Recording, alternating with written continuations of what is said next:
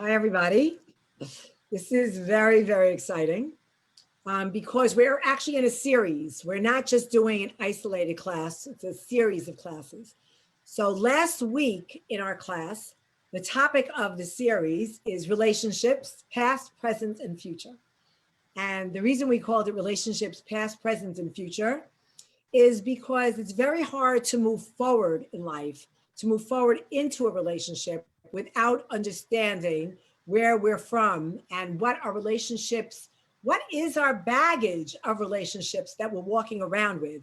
What is that visual image that we have of what a relationship is supposed to be about? And that is so important because that will take us into our future relationships. So I think tonight, as a second step, after talking about our past relationships with our parents, relationships with other people, for right now, for tonight, I thought it would be fascinating to talk about what is the difference between men and women in general, gender differences. Now, that does not mean 100% that this is absolute. All men are this way and all women are that way. No, because there's a mixture. You know, many of us, even though I'm a female, I may have some of those male traits that we're going to talk about. Or even though someone's a man, he may have some very female traits. He may have some feminine traits. So we're talking in general about what are male traits and what are female traits and the relationships between men and women and how men and women are really very, very different.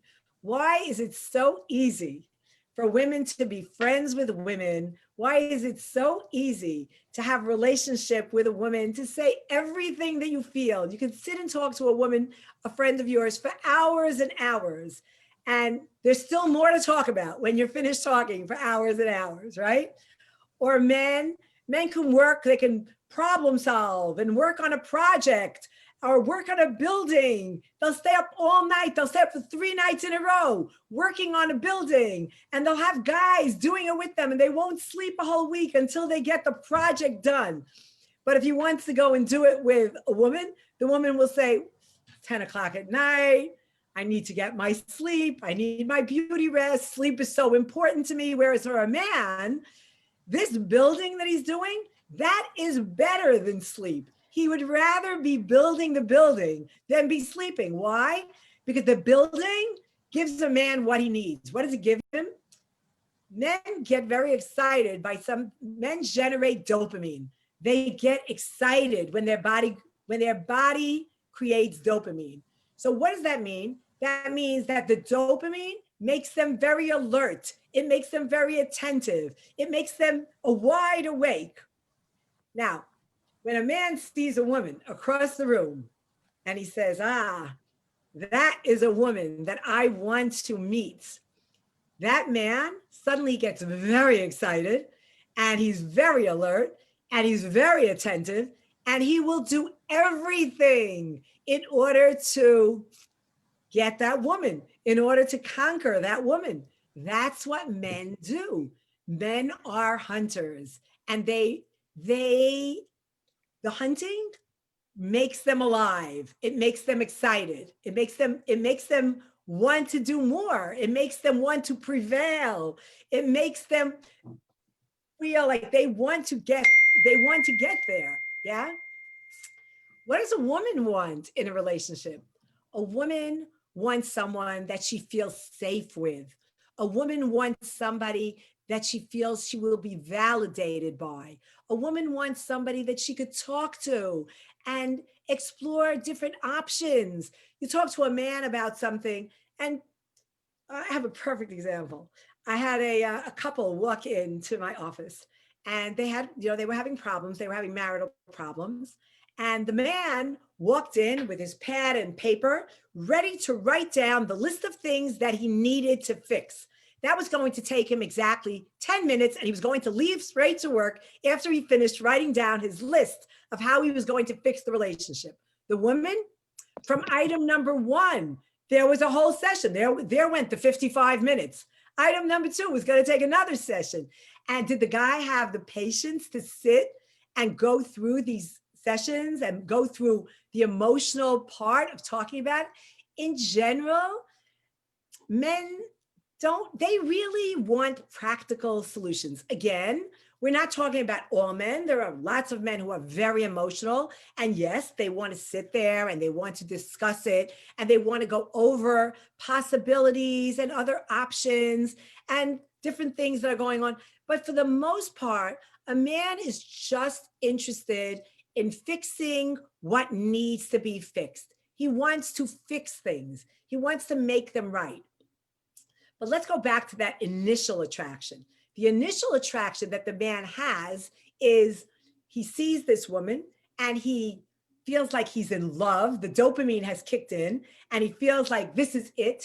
It's a drug. It's this drug that he has. And what happens with a woman very often is that she feels that she needs to do something in order to get the man interested in her. She needs to act a certain way so that the man will be interested in her. And sometimes women will not be themselves because they'll think, oh, I need to be this way so this guy will like me. I need to do this so this guy will like me. But the reality is that men usually like us just because we're women. Men like us because they want to be with you. They want to meet you. They want to see you in the way that you really are. And what do they want to know? They want to know that they add happiness to your life, that they give you an extra degree of happiness. They don't want to think that they are the source of your happiness. They want to think that you are a happy person, you're a smiling person, you're a very positive person. That's a very big attraction for men. They want to know that they're with a happy person, but they want to know what? That they have the potential to make you happier. They don't want to think that they are the source of your happiness. Why don't they want to be the source of your happiness?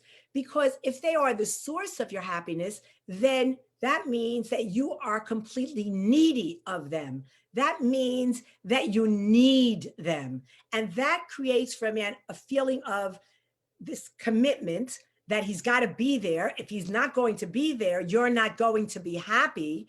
So a man will feel better knowing that you're happy, but that you have this sense of independence, you have this sense of being happy on your own. You can be alone for a while and you have happiness in your life, but that if they come into your life, what will they give you? They will give you more happiness. They will make you happier. Men love that. They love the idea of making a woman happy. Why? Because men are hunters and they want to earn their sense of happiness from you. They want to earn it. They want to know that they did something that made you happier.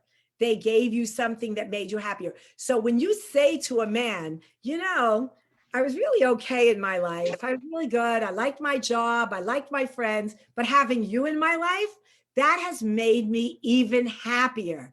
Oh my gosh, that would make any man very happy to hear that he has made you happier, that he has succeeded in making you happier.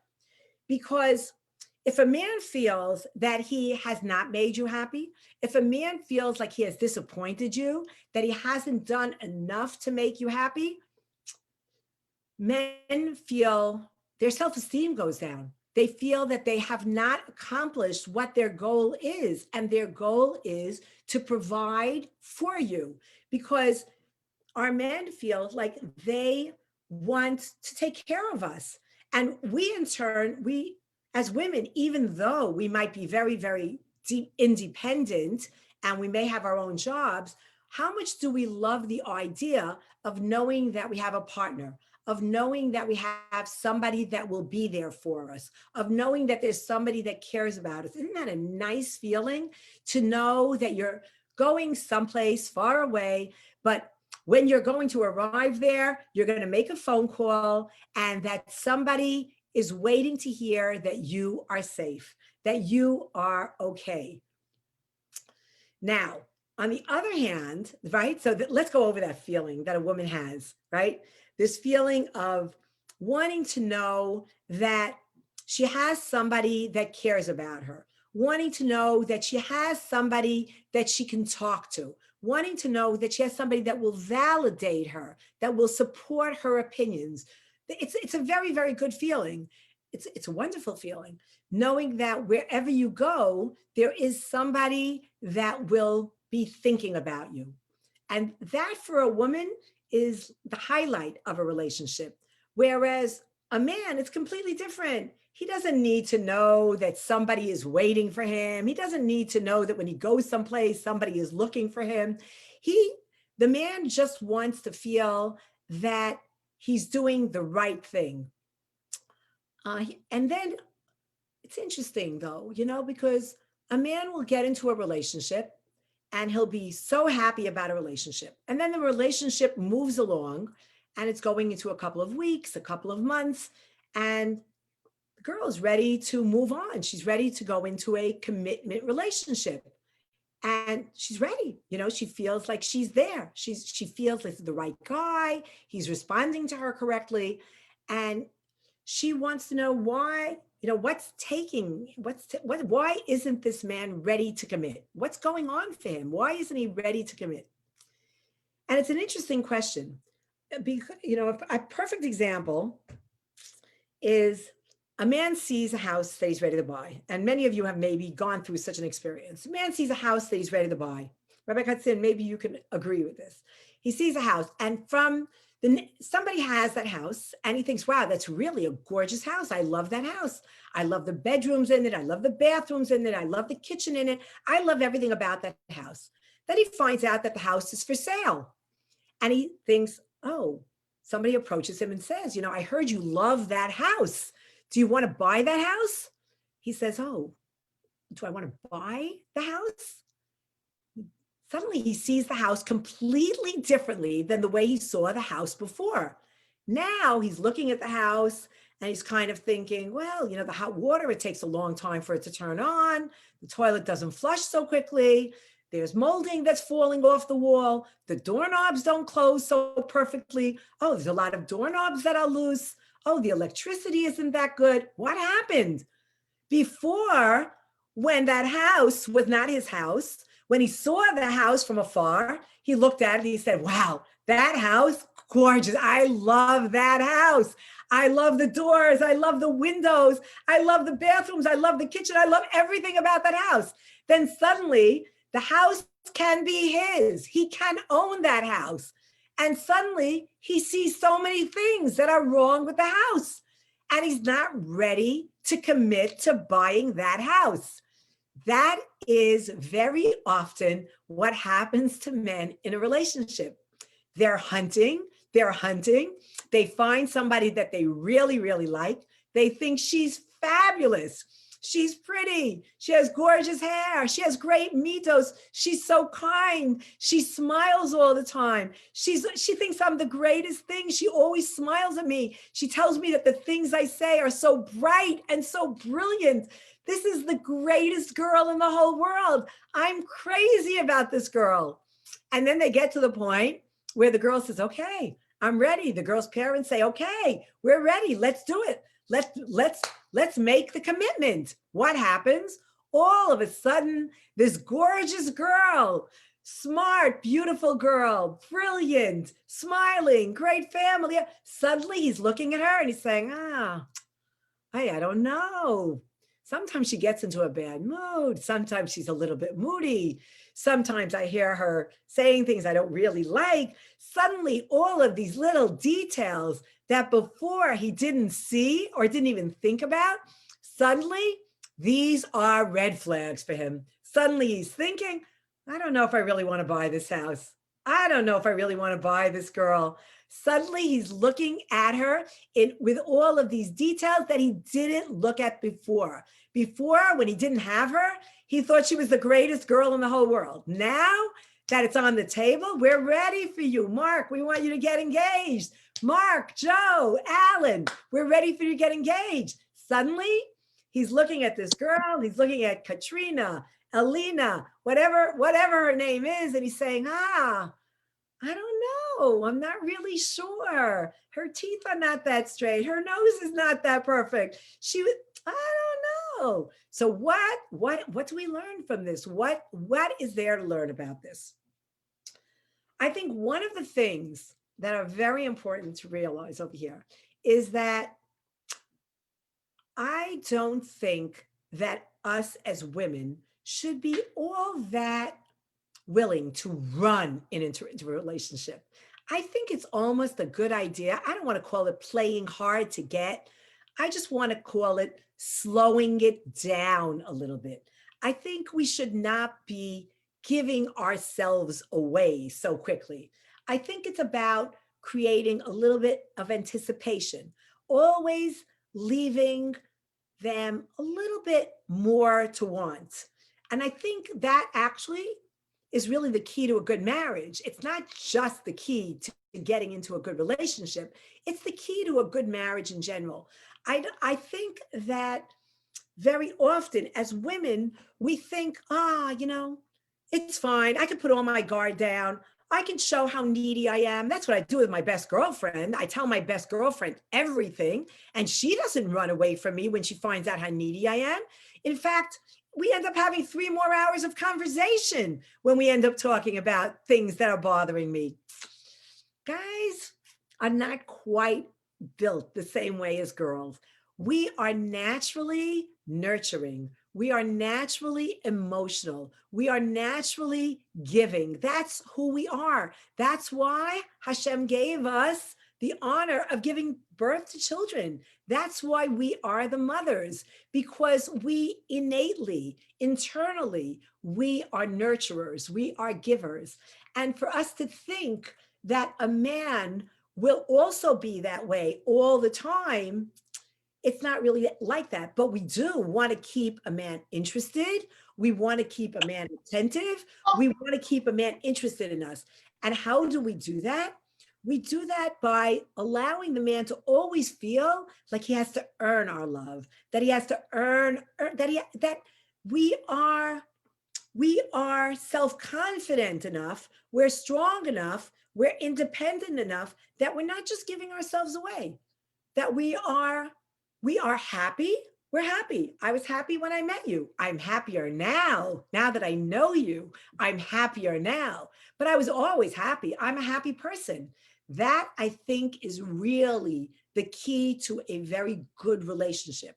For a woman to recognize the fact that she is independent, she is strong, she has self-esteem, she has a core, and that it's not about a man making her great.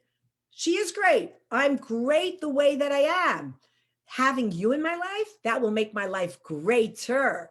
But having you in my life will not make me great. I am great. I'm wonderful, but I could be more wonderful. You make me happier. And what's the payback for that? Men love knowing that they make us happier. They love knowing that they have that power, that they care.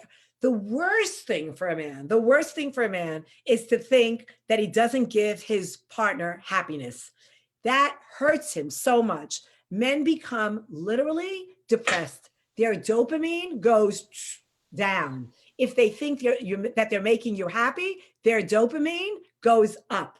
They get excited. It's like having a drug. If a man feels like he's making a woman happy, he is literally high on drugs. He is motivated. He will pursue the girl. He will focus on the girl. He will validate the girl. So my feeling is that even when there are differences of opinion between men and women, which happens all the time in relationships, how do you convey your difference of opinion?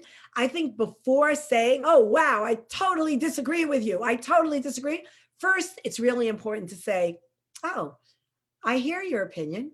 I hear your opinion. It's an interesting opinion. I think it's very interesting. I happen to have a different opinion, but that's okay. Your opinion is a good opinion as well. Why do we need to go to a place where we say, oh, that opinion? Are you out of your mind? That's the dumbest thing I ever heard. No, no, no, no, no, no. No man wants to hear that. Nobody wants to hear that. They want to hear that their opinion is a good opinion. I happen to have a different opinion than you, but that's a very interesting way of looking at things.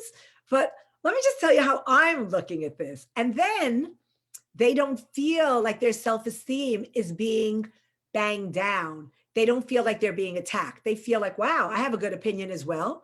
And you have a good opinion as well.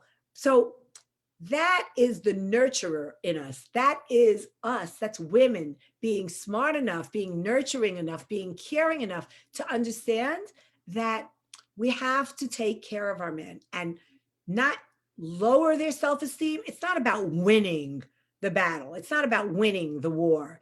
It's about letting the person feel good about themselves always. It's not about putting somebody down. No one's ever going to win by putting the other person down. That's not what Mars and Venus is about. It's not about putting one person down. It's about recognizing the fact that men and women are different. We are different. We operate differently. So I think that that's really important, all of these things that I'm saying. I want to say something else that I think is very interesting. When a man feels like he's making a woman happy, he actually feels like he gets all the credit for her happiness. So if you're sitting in a restaurant and you say, wow, I'm really enjoying the meal. This is a great meal. I'm loving it. I'm having such a good time. Do you know that this man is going to feel like, wow, this restaurant, it's my restaurant. I chose this great restaurant. The chef, the cook, the waiters, the waitresses, he will feel good about everything in the restaurant. The steps walking up to the restaurant, the doors walking into the restaurant. Just by saying, wow, I'm having such a good time at this restaurant, his whole world changes. He becomes a whole different person. Again, it's that dopamine. It's that drug that goes up. And suddenly he ends up feeding you the things that you need. Suddenly he's very happy to be attentive. He's very happy to be listening. He's very happy to be validating because he wants to keep you happy. And that's a really important part. If a man feels like you're unhappy, do you know that he feels like it's his fault? He blames himself. He feels like he is the reason for your unhappiness. And what happens? He gets depressed. He gets down, he gets uncomfortable. It's an amazing power that we have on each other. We're different, we're completely different, but we are very in sync with each other in terms of the fact that we need each other. Men need women. Men need women to lift them up. And us as women, we need to know that we have a man there because men make us feel safe. They make us feel like we have a partner that will be there for us, that will take care of us, that is there for us, that will care about us. And they're the ones, you get a flat tire. Who are you going to call? You're probably not going to call your best girlfriend. You'll call a guy to take care of you because that is what we look for in guys. We look for safety in them. So as much as men look for us for the nurturing, we look for men to take care of us and to make us feel like we're safe. And really, we're together, men and women, we create a beautiful whole, as in big, not whole, as in a whole that we are full, we are together. Men and women together are a fabulous way for us to have children and to create a family. So let me think what else I think about when I think about men and women. I have another example about the differences between men and women. We talked about the house, right? When a man sees a house from afar, he thinks, wow, great house. But then suddenly he's looking at that house and he's thinking, oh, wow, the doors don't work, the windows don't work, this doesn't work, that doesn't work. So that's a very important thing about a man. I'll tell you another difference about a man, which is very interesting, and see if you can identify with this. A man is like very stressed out, okay? Comes around, there's a lot going on, work is a problem, everything is a problem, everything has gone wrong for him. So he sits down, right? And what does he do? He sits down and that's it. He's done. He can flip on the TV. He can just sit down. He's out. What happens when a woman sits down? Very, very different. She sits down and suddenly her brain gets turned on. She thinks about all the things she has to fix, all the things that are wrong, everything she has to do. Men, they sit down and it's over. That's it. They veg. It's over. A woman sits down and her brain, boom, goes into action. A man sits down and his brain goes into inaction. And these are just things that are so clearly the differences between the men and the women. So there was one more thing that I think these are deep things that we're talking about, the differences, what men want in a relationship. They want a woman that is nurturing. They want a woman that's happy. What a woman wants in a relationship, she wants to know that she has a savior.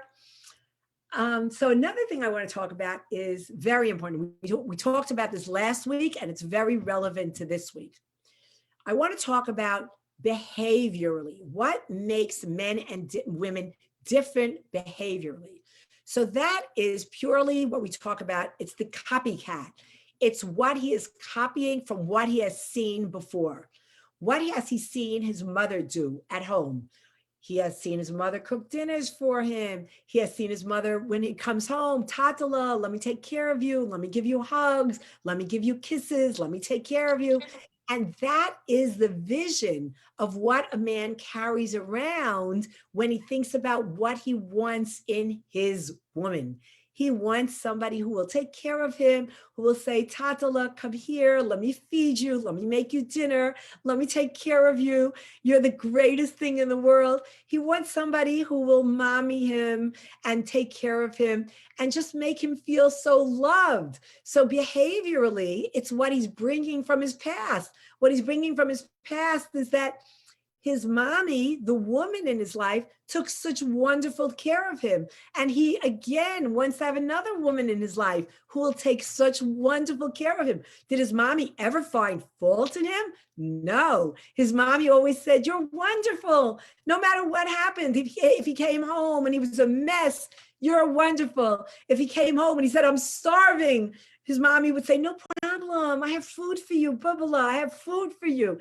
And that's what he wants. He wants to walk into the house and he wants to be able to say, I'm starving. I had such a hard day. And he wants to know that the woman over there is going to say, oh, don't worry, Tatala. I made a delicious supper for you. So behaviorally, he's coming into this relationship with this vision of recreating what the woman in his life was as a child, what the woman, how she took care of him. And that's what he's looking for. On the other hand, what is a woman looking for? Oh, a woman is looking for, what did her father do for her? Her father said to her, oh, Maria, you're the most beautiful girl I ever saw. Oh, Hannah, Leora, Natalie, look at your hair. You're so beautiful. Did I tell you today how beautiful you are, my beautiful daughter? So what is a girl looking for? She's looking for her papa, somebody who will make her feel good, somebody who will make her feel safe, somebody who will make her feel beautiful, somebody who will take her to a place where she's even better than she was before. Again, I don't believe in looking for a man to supply you with happiness. I believe that it's very important, very, very important for us to recognize the fact that we need to find happiness within ourselves. That is absolutely crucial. But in addition to having happiness within ourselves, in addition to feeling like we have self-esteem, we have a good job, we have a good life, we have everything good, in addition to that, we want to have a man that will validate us, that will tell us, oh, that's how you feel? Come, let me be with you. Come, let me support you. Let me agree with you. Let me tell you that you're not alone. I will always be here for you. So in that way, how different are we? It's amazing that we actually live together because we're looking for different things we need different things, but we actually fulfill exactly what we need. Men fulfill us perfectly because they are the hunters. They know how to take care of us. They know how to bring home things for us. And we are the nurturers. We are there to give men the love that they don't have within themselves. We're there to give them the assurance that they don't have within themselves. We are going to supply them with that. We're going to tell them that they make us so happy. And that for a man is just an absolutely wonderful thing. Men, all they want to know is that they make us happy. They don't want to think that they don't make us happy. They don't want to think that they're not giving us happiness. They want to think that they are giving us happiness. Okay, so Rabbi, what do you have to say about all this? Wow. So you gave a lot of tools and a lot of knowledge, and of course, how to use it properly. Yeah, I'll add on for 1 minute, Rabbi, that essentially our brains, it's not just about what we're talking about behaviorally, about what we grew up with and what we want and differences, personally, but our brains are really made differently. A male brain is different than a female brain. A male brain works more from the left side than a woman's brain. And that left side of the brain is not a place of expression of emotion. A woman's brain working from the right and the left means that a woman uses logic and intuition more. And that is why women are generally more empathic and they have a lot of intuition. Whereas a man's brain working from the left side, they are more about problem solving. So really, even from a biological point of view, men are different. But from a behavioral point of view, with what we come with into a relationship, we are different from what we have seen at home.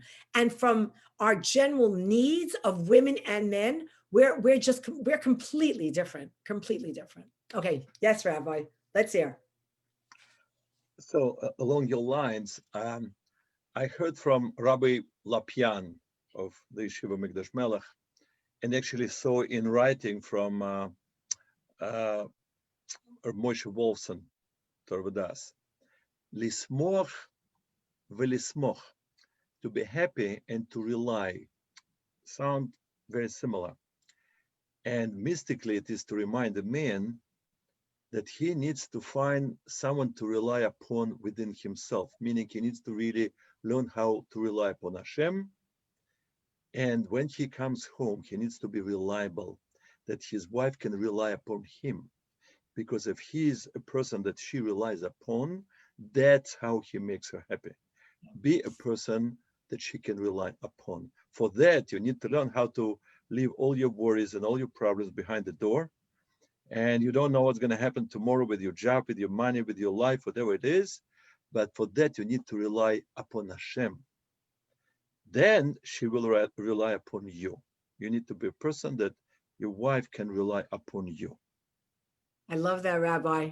Thank you. I love that a lot. I think that in order for each of us, for men to rely on women and for women to rely on men, I think it's always very, very important to first recognize that you need to rely upon yourself. That if a man or a woman thinks that, oh, I'm going to be happy as soon as I find somebody to love, I'm going to be happy as soon as I have a partner, I don't think that that's a good place to go. I think that we need to build ourselves up, and then there is so much more that we can give to the other person. And thinking that our happiness is only going to come from the other person, that is not our way of building ourselves up. I think it's very important that first we have to build ourselves up, and then from that place, if we build ourselves up and we don't say, oh, I'm only going to be happy if I have a partner. If we build ourselves up and realize that my happiness is going to come from me, guess what? I think that that is the most charismatic, attractive part of both male and female, knowing that the person is independent and that they are strong on their own, and that it's not about them being too needy on me, because nobody wants to think that their entire life somebody else needs them in order for them to be happy, because then they can't move on with their own lives. They're worried all the time that the other person needs them. It's very important to be on your own, and then and not be so needy. It just doesn't work to feel like that person is so needy. Everybody wants to run away from that. No woman wants to feel like, oh, this guy is so needy. And no man wants to feel like, oh, this girl is so needy. So I think that's a very important part. Thank you. I thought also that we can only share feelings that we have within us. A person can show respect only if he has self-respect. Right. He needs to learn to respect himself, to respect his wife, and vice versa. Yeah. Yep. Yes, very, very, very, very much so. That in order for anybody to respect you, if you want somebody to respect you, the only way that somebody can respect you is if you respect yourself first. If you don't think highly of yourself, if you don't have enough self-esteem about yourself, guess what? The other person is going to reflect that back on you. They're not going to think highly of you either. They're going to reflect back to you that those feelings that you have about yourself. But if you do feel good about yourself, I'm not talking about feeling arrogant, God forbid. I'm just talking about feeling good about yourself. They will reflect back to you a very, very positive feeling. Again, it's always what we talk about, Rabbi, in terms of positivity.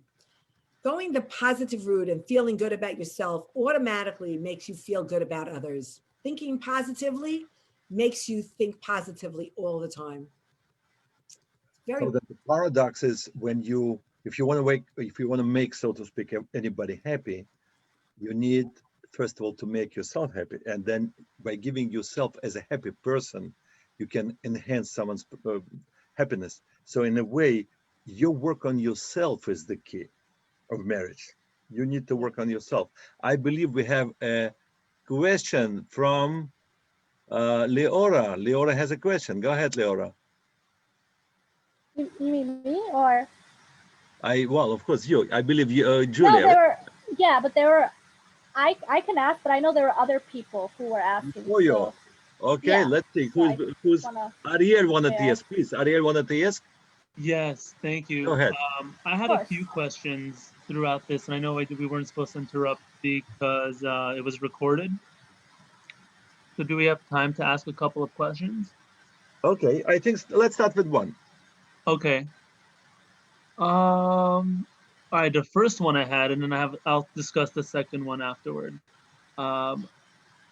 So I know that Dr. Faye mentioned how men, I just wanted to be cautious regarding the generalization with men being more,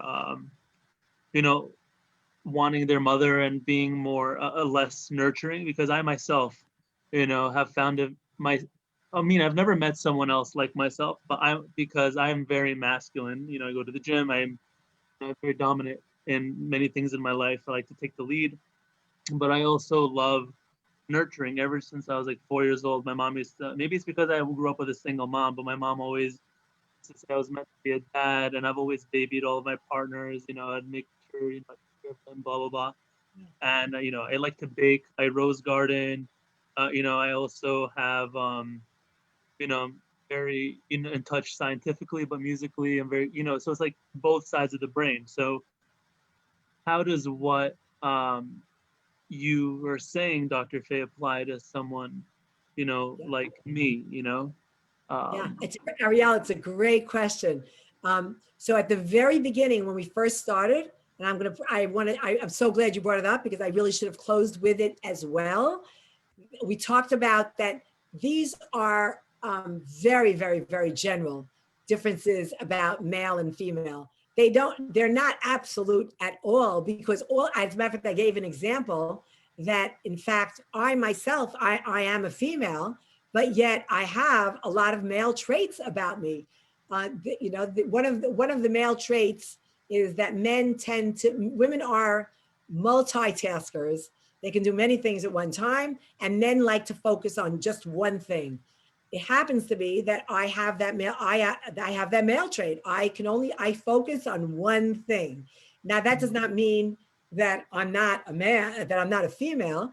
So I don't think that it's absolute. These are just traits that are generally female aspects of them and male aspects of them.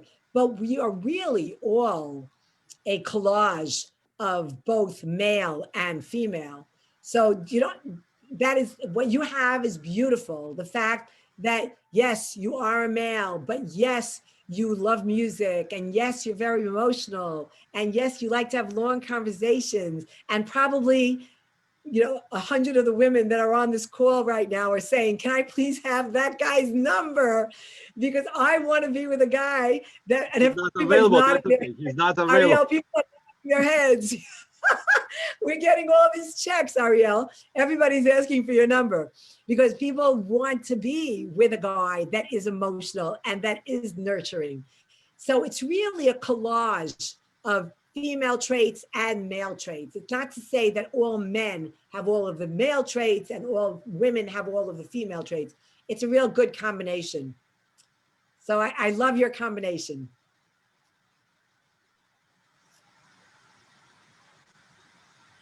Okay, let's ask the next question. Steph, you wanted to ask a question, please. Sure. So my question was, how do you balance being independent and self-sufficient, and then the part you mentioned about relying on others, right? So you said something about, you should rely on your partner to do things, but how do you balance that if, let's say, you are extremely independent and self-sufficient? So you're pretty much describing me. I am very independent and very self-sufficient. And if I get a flat tire, I don't know how to fix a flat tire. So yeah, I could call a guy to come and help me, but I'll think of other ways to do it. So when I think about relying on a guy, I don't think about that I can only get the job done if a guy is going to be there for me. I'll get the job done anyway. Like right now before the class, I needed to hang up some, a clock. There was just no way. I just not my style to go and call a guy to hang up a clock for me. I'll pull out the ladder and I'll hang up my clock. So I think, yeah, it sounds nice, if somebody's around and, I say, do you want to hang up a clock? But for the most part, I really do like living the life of being self-sufficient and independent.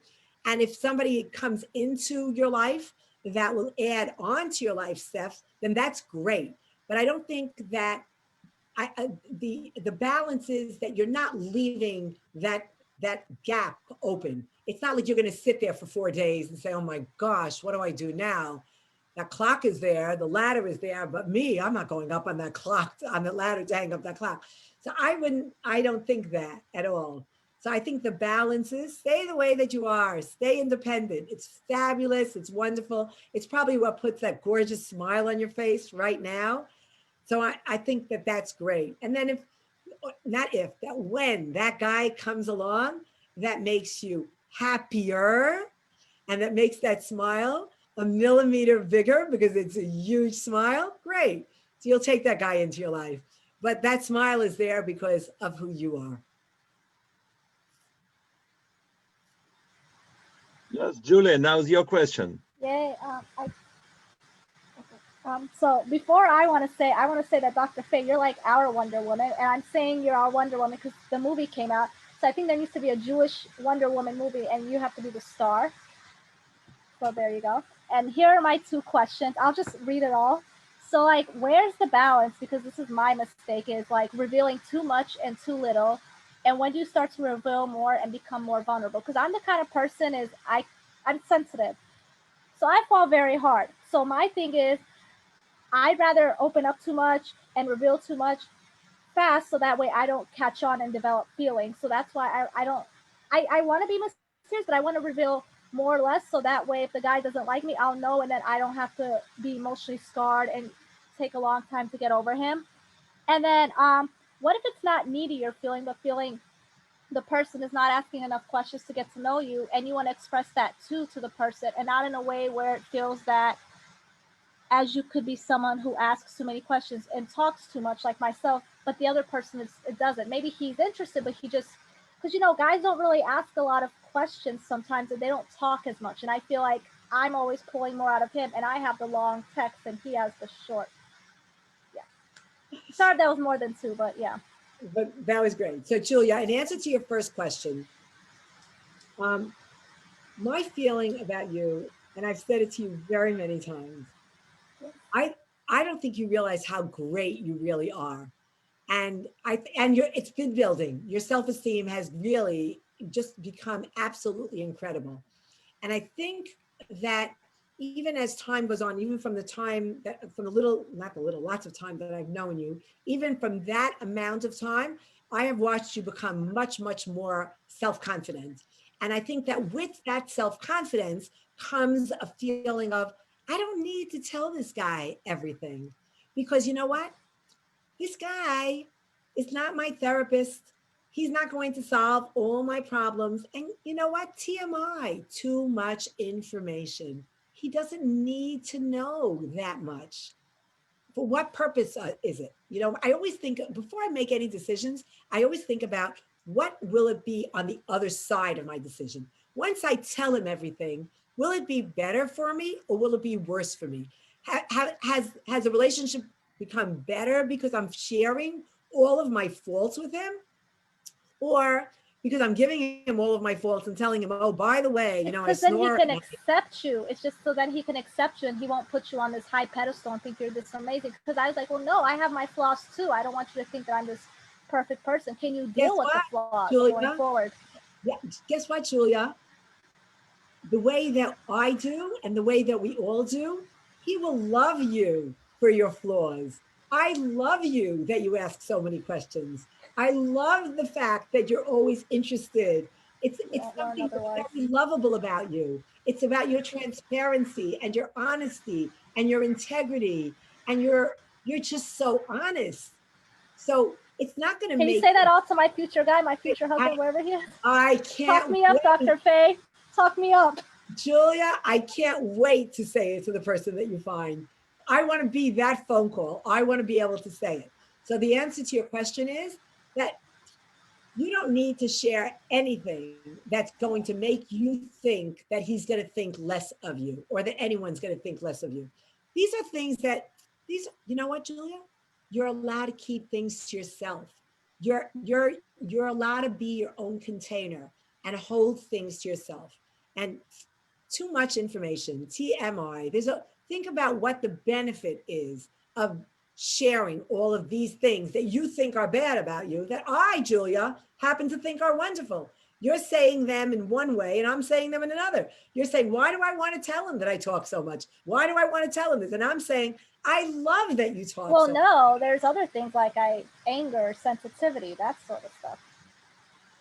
I mean, I don't want to reveal too much, but yeah. Yeah, well, on Facebook. Yeah, you know what? The same things that you don't reveal on Facebook, let's discuss whether you want to reveal those things to the guy that you're meeting and when you feel like revealing them. Let's have that conversation in private, Julia. I love you. You're great. You're just fabulous. Love you too. Dr. Faye, one question which I'm not 100% clear, but one gentleman wants me to ask you.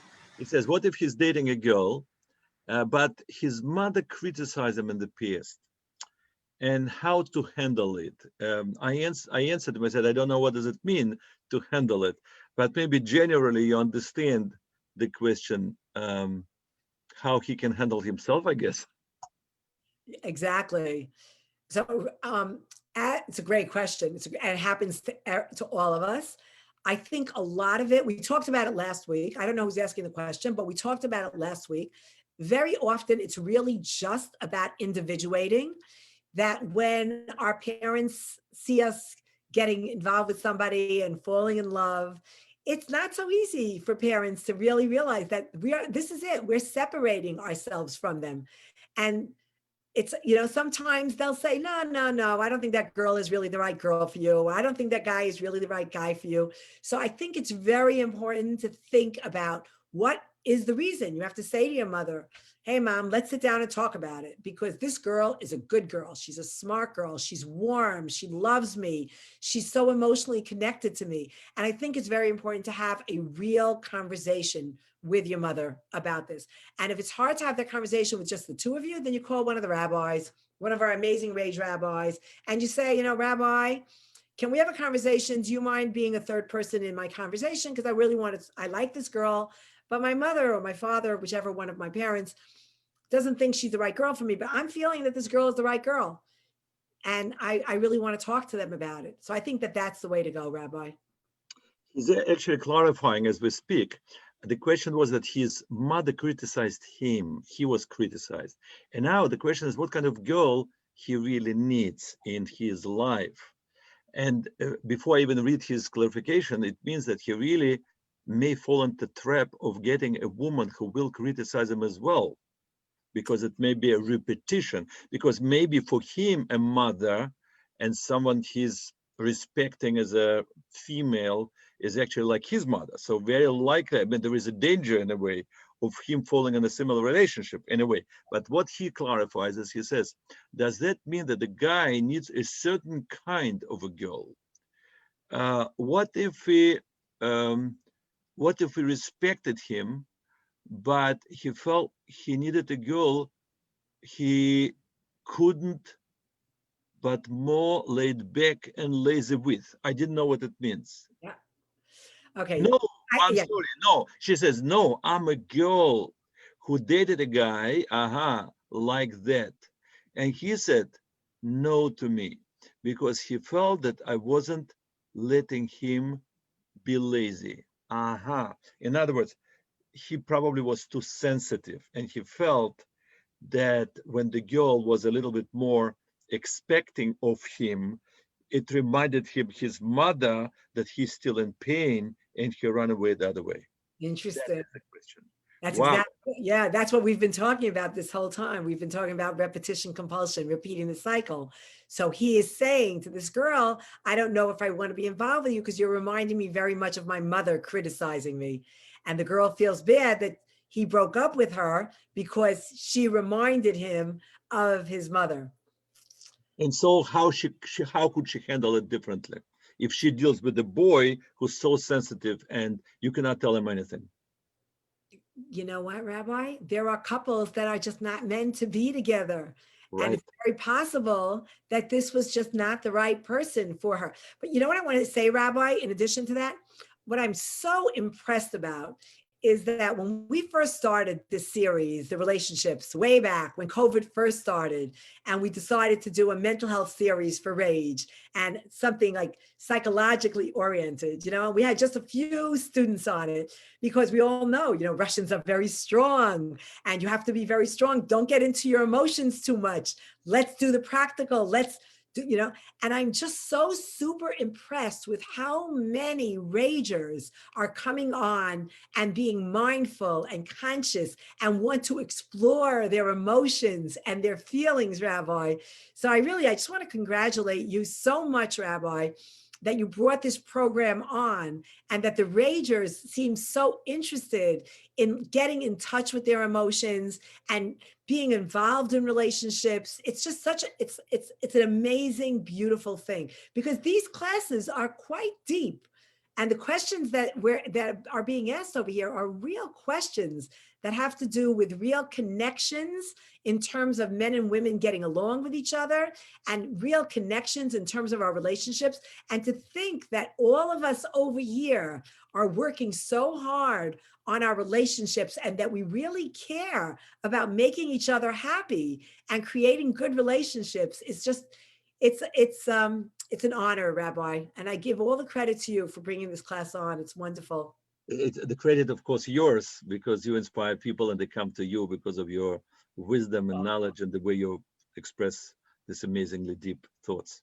Do we have time for my second question quickly? Okay, let's do it. Ariel, is your second question? We can't even keep one list. I already got 4 pages of phone numbers of people wanting you to call them. You're joking. Come on. Okay.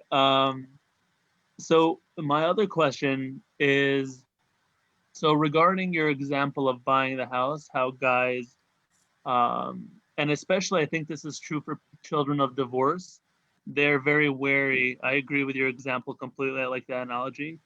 Like I myself am a child of divorce, and you definitely would want to create a home, and because I grew up without a dad, maybe the reason I'm nurturing is because I want to be an amazing partner and father, right? So, Yep. but nowadays, I wonder how you feel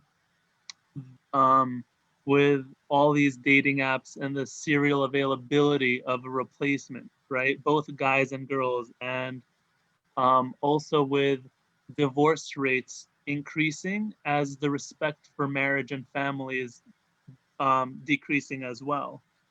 Divorce rates increasing and respect for the home and family and marriage is decreasing as well. With also marriage in general is being attacked with there's also people are saying women are more financially stable, they don't see the need for long-term commitment, you just have children after 5 years, you get divorced, and then they just parent, so how do you feel about the future of marriage in this day and age and how it's kind of becoming less stable with everything going on now with technology, everything like that? Yeah.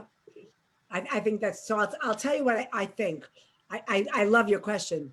I think that one of the biggest problems about marriage, marital, divorces happening at this point in time, really probably is Instagram. I hate that, I know that sounds so trite, but I think that when people look at Instagram or look at social media, they automatically think like when they're married 5 years, 3 years, you know what, not even, maybe even 6 months, they look at the Instagram or whatever's going on in social media and they think, oh my gosh, look at this. I'm stuck over here with this one girl. She's nagging, she's complaining. Everything I do is wrong. And look at these pictures of all these people. They're having a great time. I can have it so much better if I'm out there in the world. And I think that that's really a big problem, a huge problem. So I think there's a solution to it. I think the solution to it is keeping each other happy, because when you stay involved with each other and when you stay interested in each other and not interested in what's going on outside in the outside world, but you focus on the person that you have over there with you, I don't think that people get divorced that quickly or even get divorced. I think it's really about building each other up. It's back to that dopamine. How do you make the dopamine? How do you make that drug happen? You make that drug happen by doing exactly the things that we were just talking about now, by validating each other, by showing interest in each other. When you walk into a restaurant, right? You're going to love this. You can immediately tell who is a couple that's on a date and who is a couple that's married. Is that true or not true? Is it not true or true? As soon as you walk into a restaurant, if you see a couple that are looking at each other, staring at each other in the eye, laughing at each other's jokes, paying attention to each other, you know they're on a date. And if you see a couple that has their cell phones over there right next to them and they're busy turning it over, looking at it, and maybe not looking at it for 5 minutes, but certainly by the 6th minute, they're back looking at it. And they're both, it doesn't even make a difference that they're both sitting at the same table. They're in their own world. Once they look at that cell phone, they are in their own world, whether it's in a business world, whether it's in a friend world, it doesn't matter what world they're in, but they are not with the person on the other side of the table. They are in their world on their phone. And that, I think, is the biggest poison to marriages at this point. That phone that we all have in our hands, that phone puts us in another world from the world of our partners. So does that answer your question, Ariel? Yes, it does. Thank you. I'm just curious what the solution is, because I think we're entering, a theme, that's very different than we had 50 years ago. So I've been working with families and marriages for 20 years or more. The solution is very simple. It's about having boundaries. It's about knowing when to have the phone around. I tell couples all the time, when you walk in the door, the phone goes in a basket by the front door. It's not supposed to be inside the house. With my husband, I must have mentioned this before. My husband's name was Shlomo Zakheim, right? An amazing guy. His business name was Steve Zakheim. Steve Zakheim and Shlomo Zakheim were two completely different people. Steve Zakheim was an incredible businessman. He was extremely successful. He had thousands of employees that he needed to take care of. Shlomo Zakheim was my husband. Shlomo Zakheim was the father of my children. There was never, ever a time that Steve Zakheim came into my house. The only person that came into my house was Shlomo Zakheim. So way back then, before we were all completely addicted to our telephones, that phone stayed outside. It never walked into the house. So I think that's the answer. I know it sounds like, wow, but I know the couples that I work with, my couples, that's the solution. And does it work? Absolutely. Well, except if I'm away from my phone for about 6 hours and if my mom wants to reach me, I think the FBI, the NYPD, my job, my boss, the neighbors, their dog, everyone will be called. And she's officially going to call all the cemeteries to see if I'm there, and then when I call her back, she was like, oh, okay, you're alive, so that's your mom. That's your mom. And you can always pick up the phone before you shut the phone down and say, hi, Mom, listen, I am now going into private family time, or I'm now going into private me time. I will not be answering the phone until 7 a.m. tomorrow morning. So don't get nervous. I know it's 7 p.m. now, but you're not going to hear from me till 7 a.m. tomorrow morning. That's very reasonable. I'm alive. I'm fine. I will call you at 7 a.m. Dr. Faye, I suggest, by the way, I just want to say, I suggest, because the question is becoming more personal, I will stop broadcasting and we'll continue with our, cozy,